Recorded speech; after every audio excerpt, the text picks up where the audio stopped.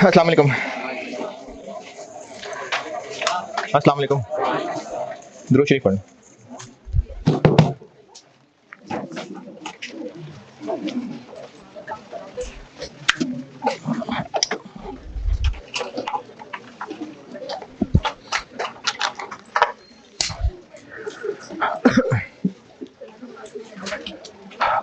अच्छा, ये अब कॉस्ट FR1 FR2, तो चूंकि मैंने ही सब चीज़ मैनेज कर रहा होता हूँ और सवाल करना है, फिर अगली क्लास में अकॉर्डिंगली मैनेज करता हूँ, तो टाइम बाउंड नहीं रहता। तो अगर आप में से किसी बच्चे का कोई प्रॉब्लम है ना वाकई कि क्लास है, तो मुझे ज़रूर बताया ताकि मैं कुछ कंट्रोल करने की कोशिश करूँ टाइम। मतलब जैसे मैंने अभी क्लास देखो अब शुरू कर रहा हूँ, क्योंकि कॉस्ट मैंने सवा एक छोड़ी है, अब ये जो है ये 2:45 छोड़ूंगा। तो अगर कोई किसी का क्लास का क्लैश बन रहा है तो बताए, फिर मैं कोशिश करता हूँ बाउंड्री में रहने की। यानी मैं हूं और आप हैं। सवाल दिया था मैंने एक, और कोशिश करनी थी कि पूरा करें। पॉइंट नंबर 4 में मसला हो सकता है, 5 में। अच्छा ठीक है, ये स्प्रिंग 18 था शायद, मैंने 2 कर दिए थे। पहला क्या था? मतलब रेक्टिफाइंग एंट्री क्या थी? कंप्यूटर और परचेजेस 240 और डेप्रिसिएशन, एक्यूमुलेटेड डेप्रिसिएशन 16,000। फिर एक्यूमुलेटेड डेप्रिसिएशन 20,000 और सेल्स एक्यूमुलेटेड डेप्रिसिएशन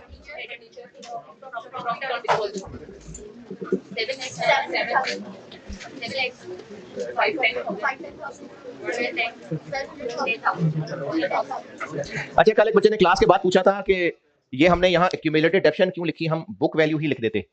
तो जब हम, वैसे तो हमारी प्रायोरिटी होती है डेप्रिसिएशन की एंट्री सही वाली ये है, वो तो मजबूरन बताया था कि डेप्रिसिएशन डेबिट और एसेट क्रेडिट।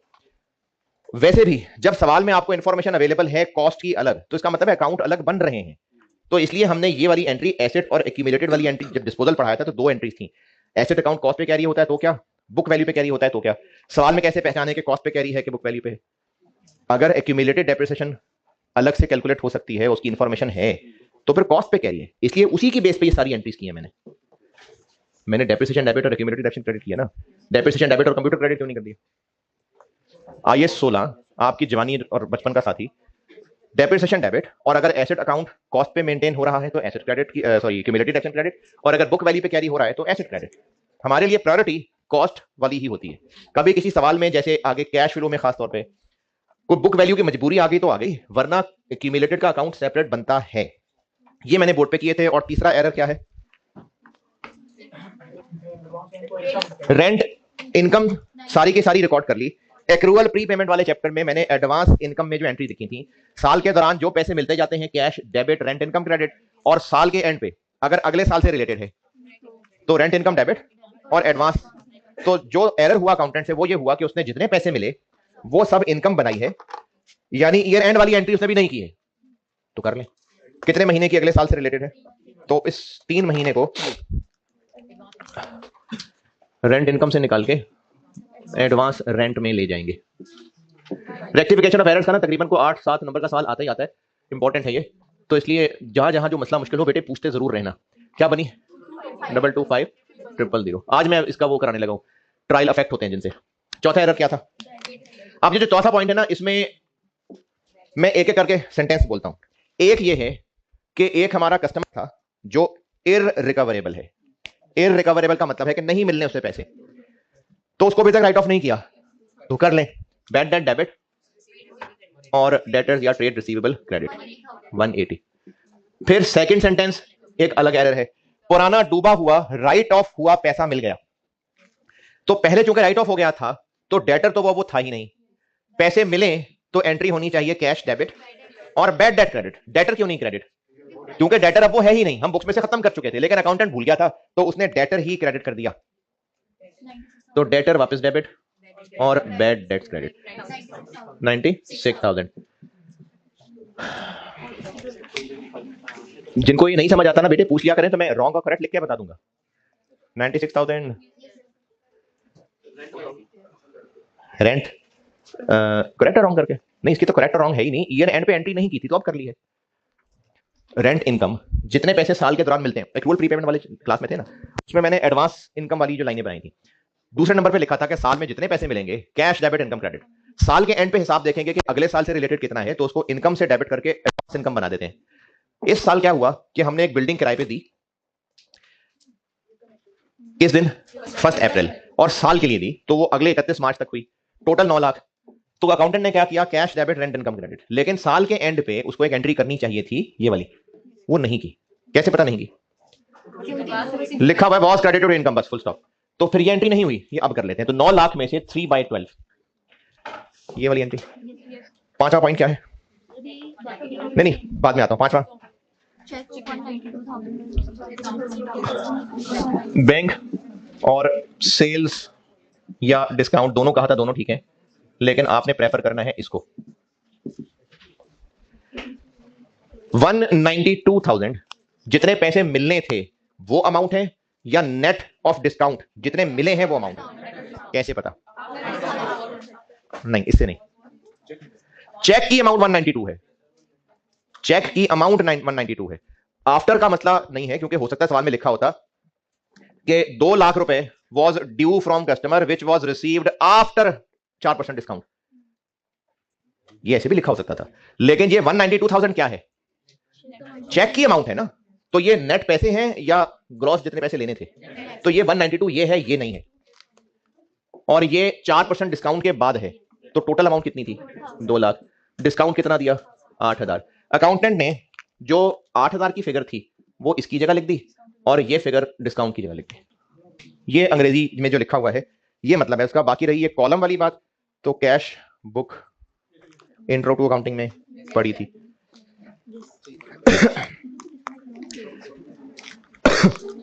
तो रॉन्ग क्या हुआ कि बैंक डेबिट हो गया 8,000 से, सेल्स डेबिट हो गई 192 से, डेटर ठीक है 2 लाख। तो अब बैंक डेबिट होना चाहिए इतने से था, वो इतने से गया, कम डेबिट हुआ, और डेबिट कर देते हैं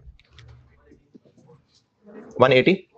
सेल्स इतने से डेबिट होनी थी, इतने से हो गई, ज्यादा डेबिट हो गई, क्रेडिट कर देते हैं। ये 5वां एरर है। नहीं समझ रहा? सारा सवाल पूरा करने के बाद प्रोविजन की तरफ आना है, क्योंकि हो सकता है पॉइंट नंबर 5 में भी कहीं डेटर ठीक हो रहा होता। तो अब जब सब सामने आ गया तो हम प्रोविजन वाली एडजस्टमेंट बनाएंगे।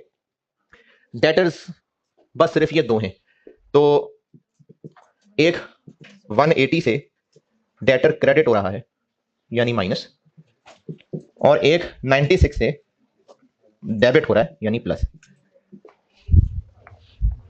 84,000 से नेट कम हो रहा है, तो डेटर कम होगा तो प्रोविजन भी कम होगी इसके 5%। और प्रोविजन कम करने की एंट्री होती है प्रोविजन डेबिट और बैड डेट्स क्रेडिट। ये था जी होमवर्क वाला सवाल जो पूरा करना था। जिन्होंने किया है और इसमें कोई पॉइंट पूछना है तो पूछें।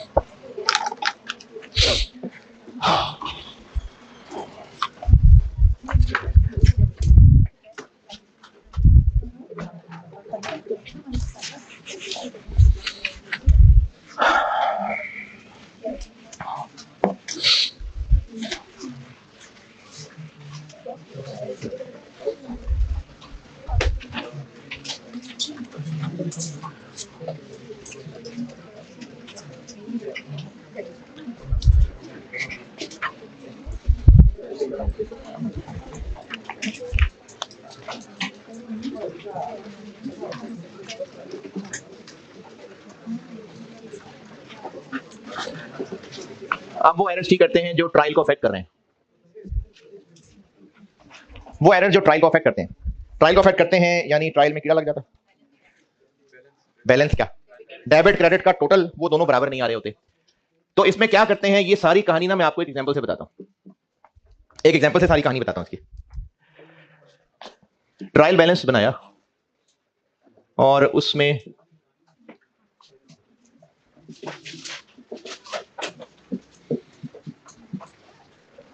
टोटल आ रहा था ये।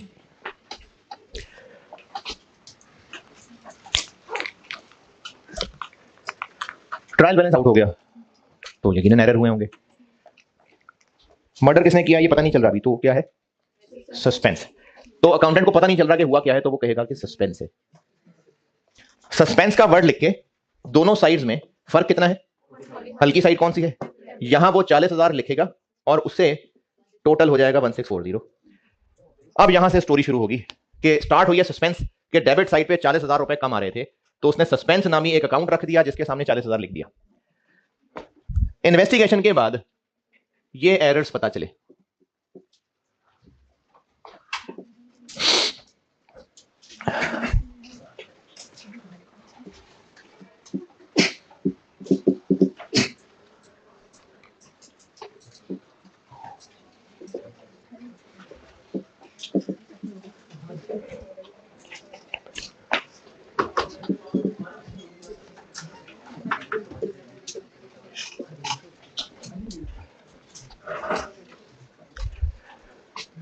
अच्छा, और इस एरर का मतलब क्या है वो मैं आपको बना के भी दिखाता हूं। इसका मतलब यह है कि जर्नल जब बनाया था तो फिर तो डेटर डेबिट और सेल्स क्रेडिट था 15,000,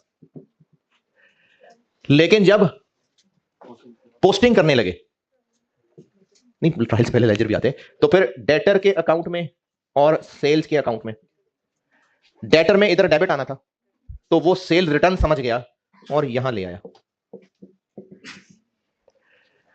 इतनी को अंग्रेजी से पता क्या चल रहा है कि ये भी गलत किया उसने। Was posted to debtor account ऐसे रिटर्न, तो यहां से यहां आना था, ये भी गलत हो गया। अगर ये गलत होता तो फिर बता देता, क्लियरली कहा तो है कि डेटर में पोस्ट करते हुए सेल रिटर्न बना दिया, तो ये सही है। फिर एरर है ना भाई, गलती होगी बेचारे से है। यहां जब नजर आ रहा है तो फिर तो उसने डेबिट क्रेडिट ही लिखा है। एंट्री करते तो दोनों क्रेडिट नहीं लिखे होंगे ना। जब पोस्टिंग होने लगी तो वो अलग रजिस्टर था या अलग रजिस्टर था? सेल रिटर्न का अकाउंट ने डेबिट किया। इस सेंटेंस से क्या पता चल रहा है? सेल रिटर्न डेबिट हो गई। अच्छा, ये जो सेंटेंस लिखा है ना, मैं इसी सेंटेंस को एक और तरह बोलता हूं। सेल ऑफ 15,000 रुपए was recorded in books as sale return. अब सेल रिटर्न डेबिट और डेटर क्रेडिट हुआ होता, लेकिन मैंने कहा है सेल इतनी थी, was posted to debtor account as sale return. इसीलिए मैं ये दोनों बना के भी दिखा रहा हूं कि इस एरर का मतलब क्या है। तो ट्रायल क्यों आउट हो गया? क्योंकि दो क्रेडिट आ गए, डेबिट आया नहीं, तो ट्रायल आउट हो गया। एक ही एरर पता चला। अगर ये लिखा होता sale of 15,000 was recorded in books as sale return, हाँ फिर ट्रायल इफेक्ट ना होता ना। फिर सेल रिटर्न डेबिट हुई होती 15,000, डेटर क्रेडिट हुआ होता, फिर तो रिकॉर्ड ही ऐसे किया होता ना। फिर यहां से पोस्ट करते हुए सेल रिटर्न में डेबिट और डेटर में क्रेडिट चला जाता।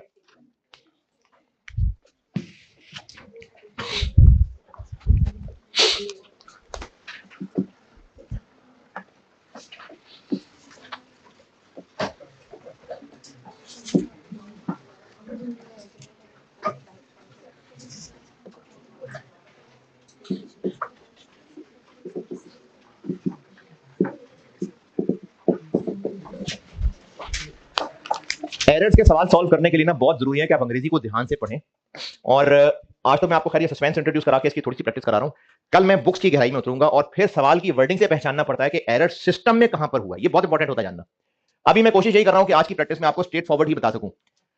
9,000 रुपए की रिपेयर्स थी, रिपेयर्स अकाउंट से ओमिट हो गई, इसका मतलब है कि बुक्स में रिकॉर्ड ही नहीं किया।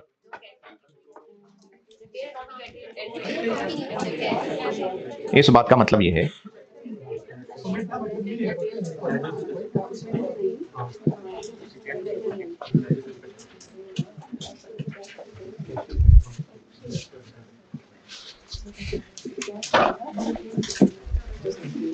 रिपेयर अकाउंट में पोस्ट करना भूल गए, तो ट्रायल आउट हो गया।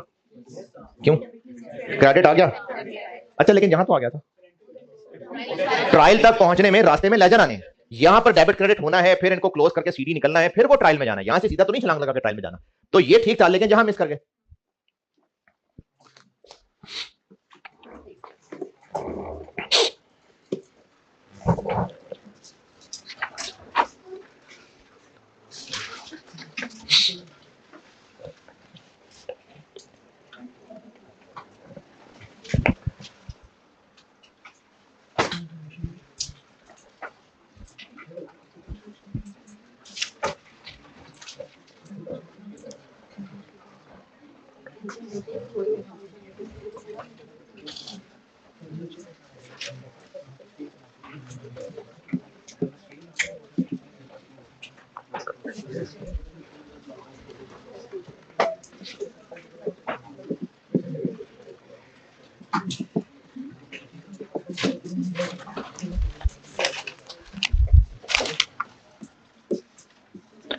Purchases debit, cash credit.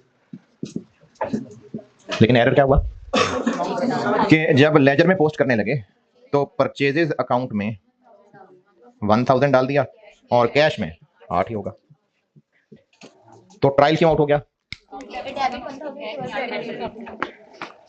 और चलें एक और बनाता हूं।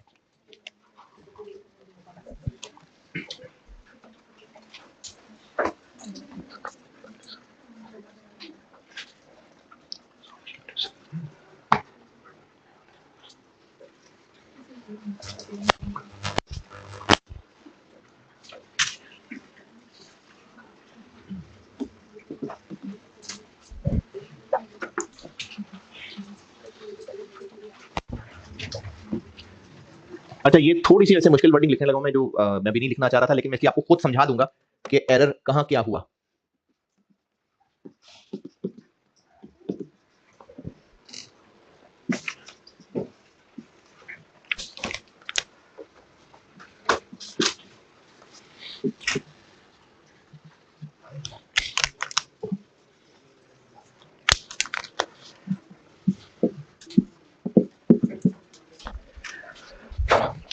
अच्छा, इस वर्डिंग से ये मतलब कैसे निकल रहा है जो मैं यहां करने लगा हूं, ये मैंने भी सिखानी है बात, अभी बस मैं निकाल रहा हूं इसका मतलब।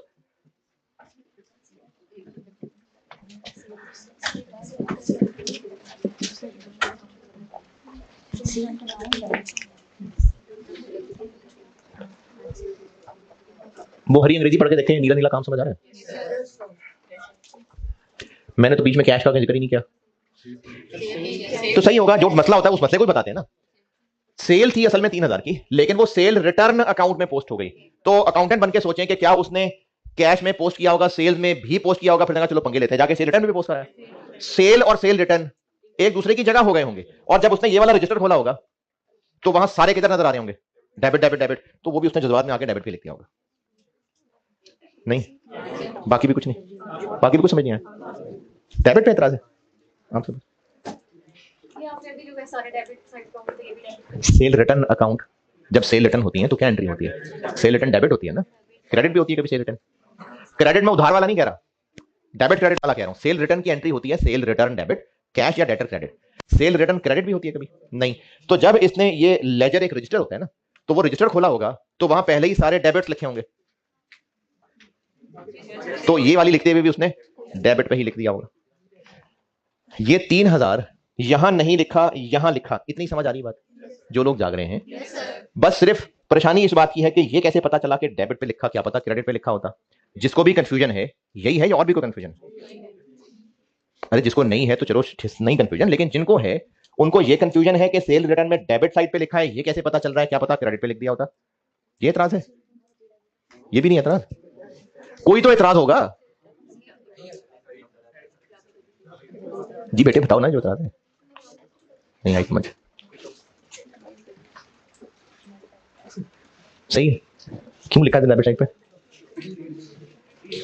क्योंकि जब उसने sale return, ledger, journal, trial, ये अकाउंटिंग सिस्टम की चीजें हैं। लेजर एक रजिस्टर है जिसमें सारे टी अकाउंट्स बने हुए हैं, तो जब सेल रिटर्न के टी अकाउंट खोला होगा लिखने के लिए, तो उसमें किस साइड पे बाकी भी ट्रांजेक्शन लिखी होती हैं? डेबिट साइड पे लिखते हैं ना, क्योंकि सेल रिटर्न होता ही डेबिट है, तो ये भी उसने वहीं लिख दिया होगा। क्योंकि अगर सेल रिटर्न अकाउंट खोल के भी सब डेबिट डेबिट देखने के बावजूद उसने उसको क्रेडिट पे लिखा होता, तो फिर तो जान के किया होता उसने। और अगर अभी भी ये तसल्ली नहीं हो रही कि डेबिट पे क्यों लिखा है, तो बस एक कल की क्लास तक सब्र कर ले, मैं फिर कल आपको इसके बारे में ना कुछ एग्जाम नोट लिखवा दूंगा। ये अंग्रेजी पढ़ के ये पता चल रहा है कि सेल्स अकाउंट में पोस्ट नहीं किया, सेल रिटर्न में कर दिया, तो चलो अभी फिलहाल काफी। अब ये 4 एरर्स लिखे मैंने, और इन चारों से ट्रायल अफेक्ट क्यों हो रहा है? इससे क्यों हुआ? सिस्टम के अंदर 2 डेबिट्स आ गए, क्रेडिट कोई नहीं आया। क्रेडिट ज्यादा आया हुआ है, डेबिट कम आया हुआ है। क्रेडिट आ गया है, डेबिट नहीं आया है। क्रेडिट आ गया, डेबिट नहीं आया, तो ट्रायल हो गया आउट। इनकी करते हैं रेक्टिफिकेशन।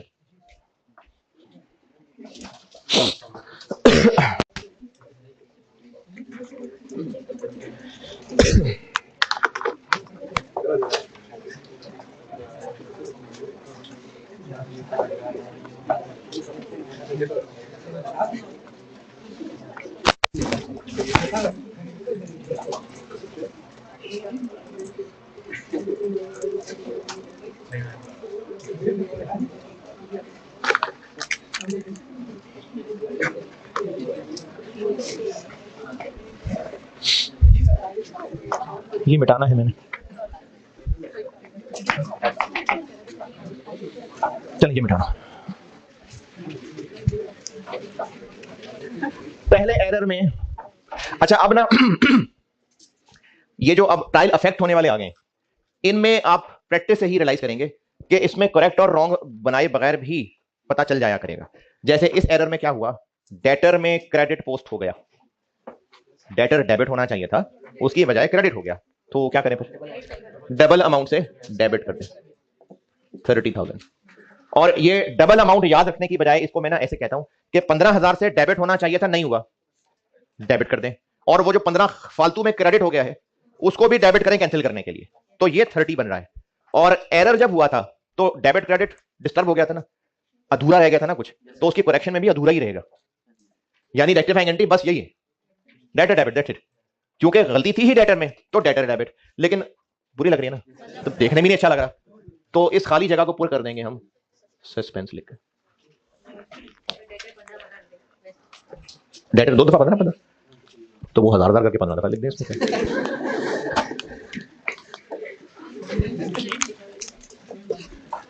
दूसरा एरर, इसमें क्या हुआ, रिपेयर्स डेबिट होने से रह गया, तो अब कर दें।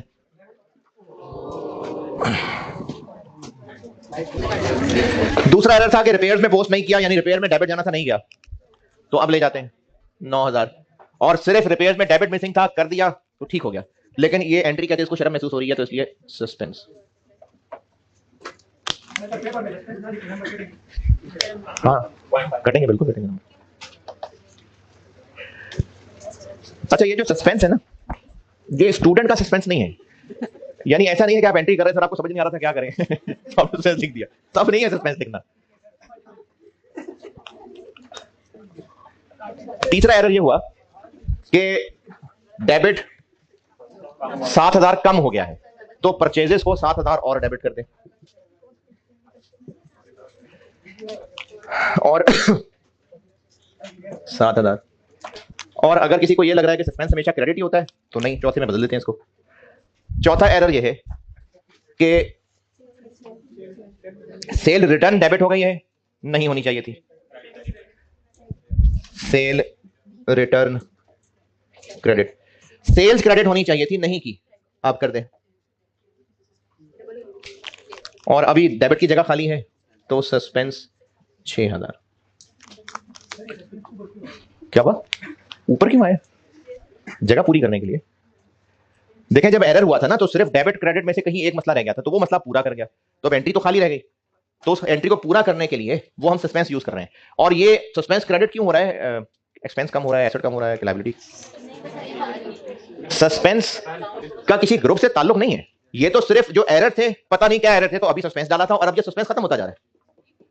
और जब ये, अच्छा मैंने इस चैप्टर के पहले लेक्चर में परसों शायद एक फ्लो बना के दिया था कि सारा साल जर्नल, फिर लेजर, फिर ट्रायल आता है, फिर एरर्स पता लगते हैं, तो फिर एरर्स की रेक्टिफिकेशन फिर से जर्नल में होती है, फिर जब एंट्रीज मजीद हो रही हैं तो दोबारा से टी अकाउंट्स में पोस्ट होती हैं, फिर जाकर ट्रायल बनता है। तो अब जब हम इन एंट्रीज को पोस्ट करेंगे तो डेटर के अकाउंट में डेबिट जाएगा, रिपेयर्स में डेबिट जाएगा, लेकिन मैं अभी फिलहाल सिर्फ सस्पेंस की बात कर रहा हूं, तो मैं सिर्फ सस्पेंस अकाउंट दिखाता हूं।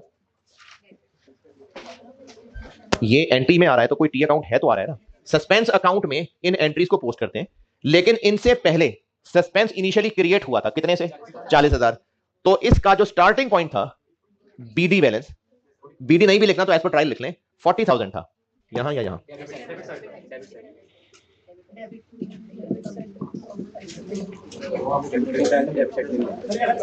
गलत, क्या गलत है,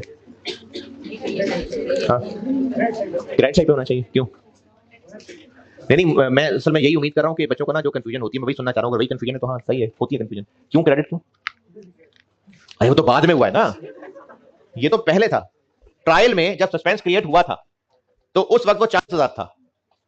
तो डेबिट के क्रेडिट?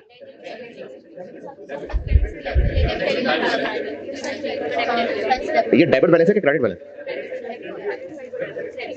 क्रेडिट बैलेंस है।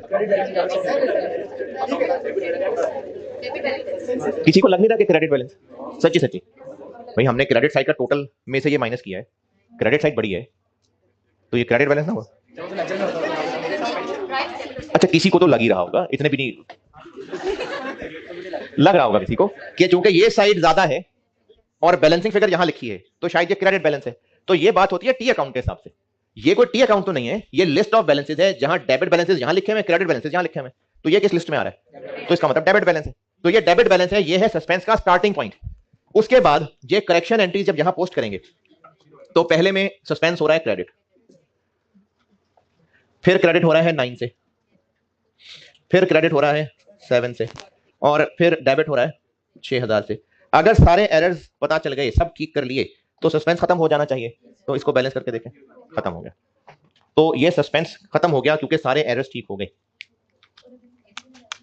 और अगर अभी भी ना इसका बैलेंस खत्म हुआ होता, सीधी आ रहा होता, तो इसका मतलब एरर अभी अकाउंटेंट को सारे पता नहीं चले।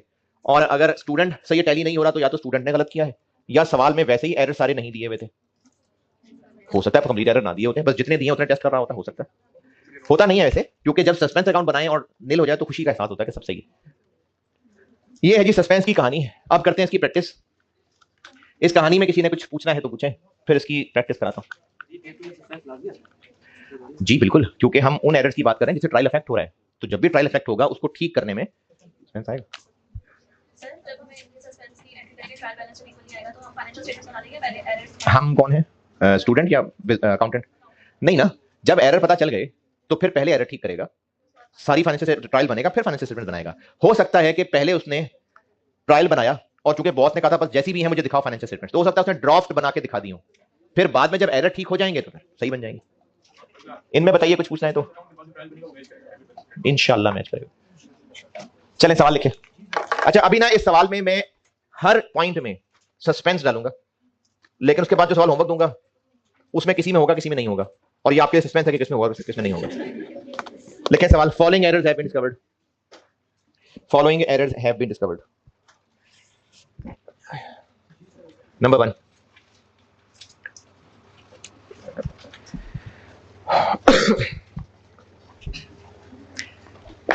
cash receipt of 5,000 from debtor. Cash receipt of 5,000 रुपए from debtor was posted to debtor's account as 500 twice. अच्छा, कल वाला सवाल देखिएगा जरा जो मैंने क्लास में किया था, उसमें इस तरह का पॉइंट था। देखें दोनों में क्या फर्क है। वहां पर बुक्स में मैंने कहा था वॉज रिकॉर्डेड, तो जब रिकॉर्डेड में गलत हुआ था यानी यही गलत हो गया था, तो दोनों गलत गए होंगे आगे। लेकिन अब मैंने कहा है कि डेटर के अकाउंट में पोस्ट होते गलत गया है, तो इसलिए अब ट्रायल इफेक्ट हुआ। Next,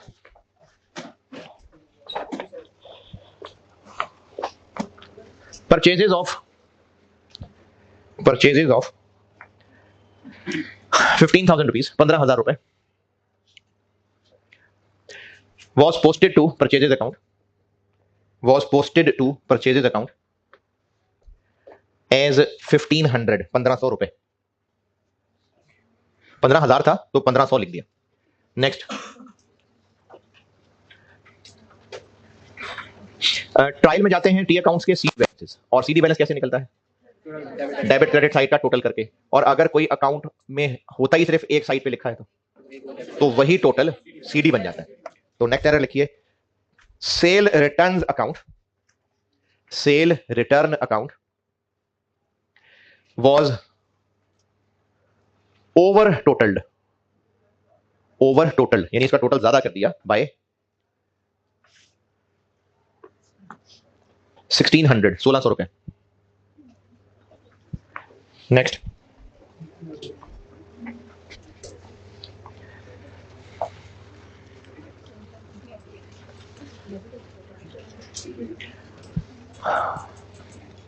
purchase return purchase return of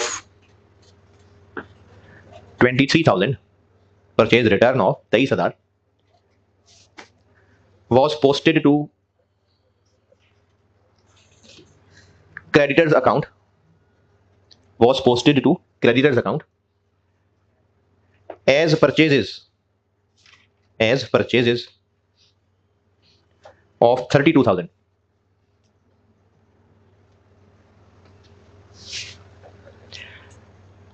आपसे अभी रिक्वायर्ड है नंबर 1 इनकी रेक्टिफाइंग एंट्रीज, रिक्वायर्ड है, और नेक्स्ट रिक्वायर्ड है what was the difference in trial balance before correction of errors.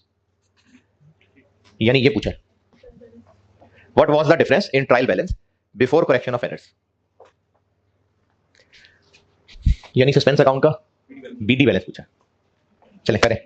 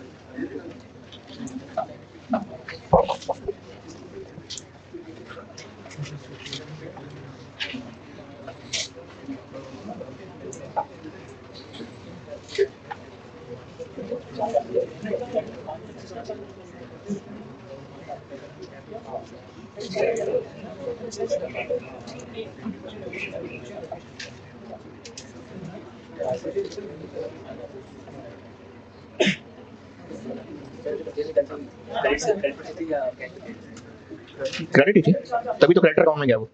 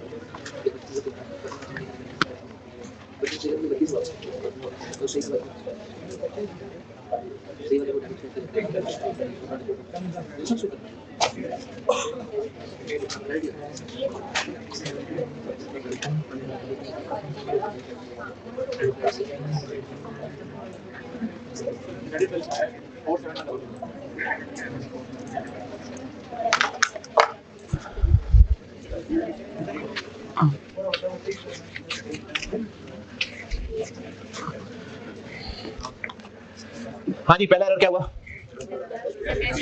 Debtors के अकाउंट में 5,000 क्रेडिट होने की बजाय 1,000 का क्रेडिट आया है, तो 4,000 और क्रेडिट कर देते हैं और सस्पेंस डेबिट। बेटे साथ साथ पूछते रहा करें, पहले में बताएं मसला। नहीं समझाया तो पूछना यार। डेटर से पैसे मिलते हैं तो कैश डेबिट और डेटर क्रेडिट। पैसे मिले थे 5,000, डेटर में क्रेडिट 5,000 आना चाहिए था, 500 आ गया, 2 दफा 1,000 आ गया, 5 आना चाहिए था, तो 4 और क्रेडिट होना चाहिए, ये वो कर दिया। सिर्फ डेटर में क्रेडिट साइड पे मसला है ना, सेल्स और पैसे वगैरह में तो कोई मसला नहीं है, तो इसलिए सस्पेंस। और इस सवाल में तो मैंने कहा था कि हर एंट्री में सस्पेंस है। दूसरा, परचेजेस थी 15,000 की, लेकिन जब परचेजेस के अकाउंट में पोस्ट किया, यानी परचेजेस डेबिट करनी थी 15,000 से, कर 1,500 से दी, तो परचेजेस को और डेबिट कर देते हैं 13,500, सस्पेंस क्रेडिट।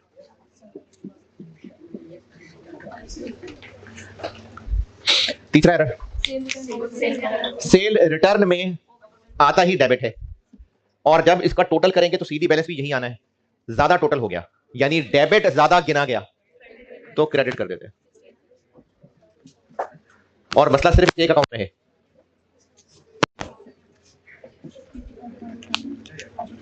चौथा, परचेज रिटर्न थी, क्रेडिटर में डालनी चाहिए थी डेबिट साइड पे। क्रेडिटर में purchase return, creditor debit, purchase return credit. तो जब क्रेडिटर में पोस्ट करने लगे, क्रेडिटर्स और परचेज रिटर्न असल कितनी है 23, जब पोस्ट करने लगे तो क्रेडिटर में इसने डेबिट आना था, हम उसको डेबिट यानी परचेज रिटर्न की बजाय समझे तो परचेज रिटर्न है, परचेजेस है, तो उसको इस साइड पे लिख दिया, वो भी 32 से। ये डेबिट होना था, नहीं हुआ, अब कर देंगे, ये फालतू क्रेडिट हो गया, ये भी डेबिट कर देंगे, तो सस्पेंस आएगा और क्रेडिटर डेबिट हो जाएगा 55 से।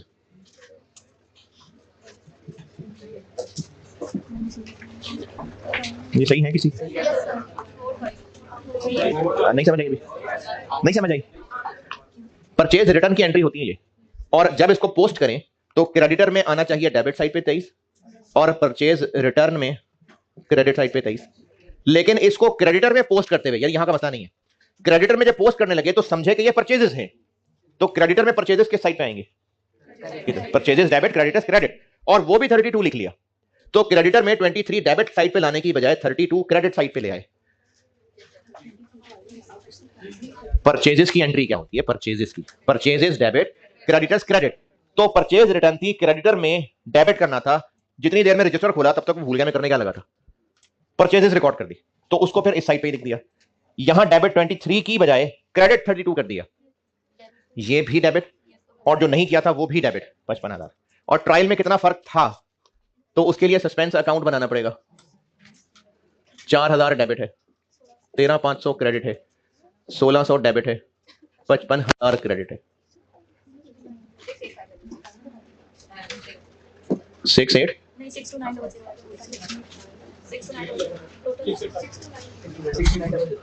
इसका बैलेंस कितना बन रहा है 6-2 BD, यानी ट्रायल में कितना और किस साइड पे फर्क था, डेबिट साइड पे ही कम था और 62,900 कम था।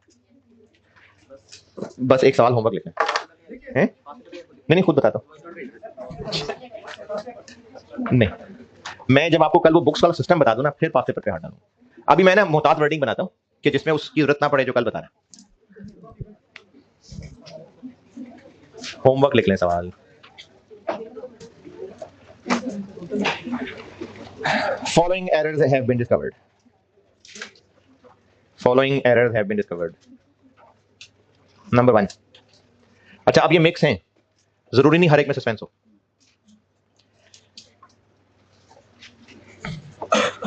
Rent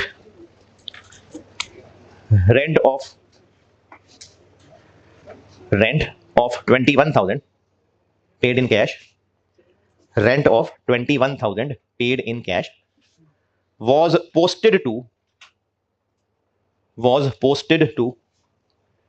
repairs account,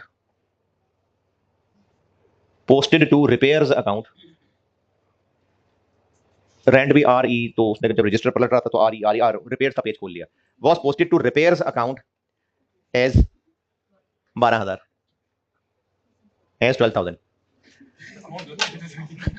next error, purchase of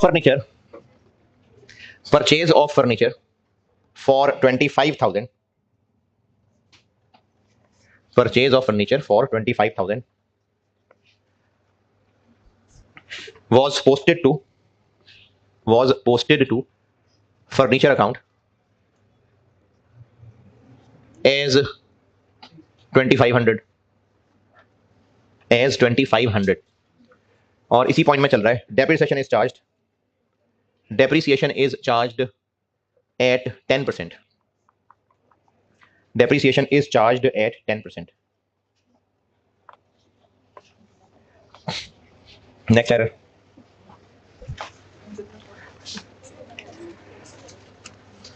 Credit purchase of 13,000. Credit purchase of 13,000 was omitted from books.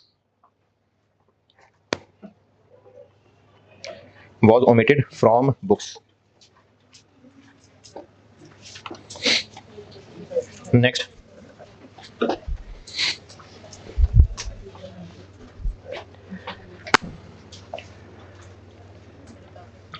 Debit side. Next error है debit side of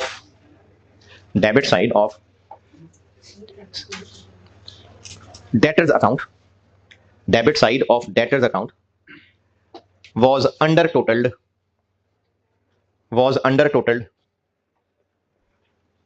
by 2,000, 2,000, under totaled by 2,000। कितने हो गए? चल फिर एक और लिखें।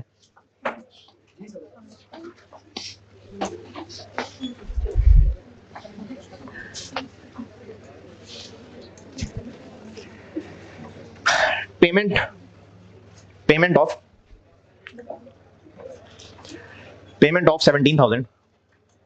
of 17,000 to creditors was posted to creditors account as 1,700, 1,700 रुपए। चले, रेक्टिफिकेशन एंट्रीज रिक्वायर्ड। जाएं भैया, अल्लाह हाफिज़।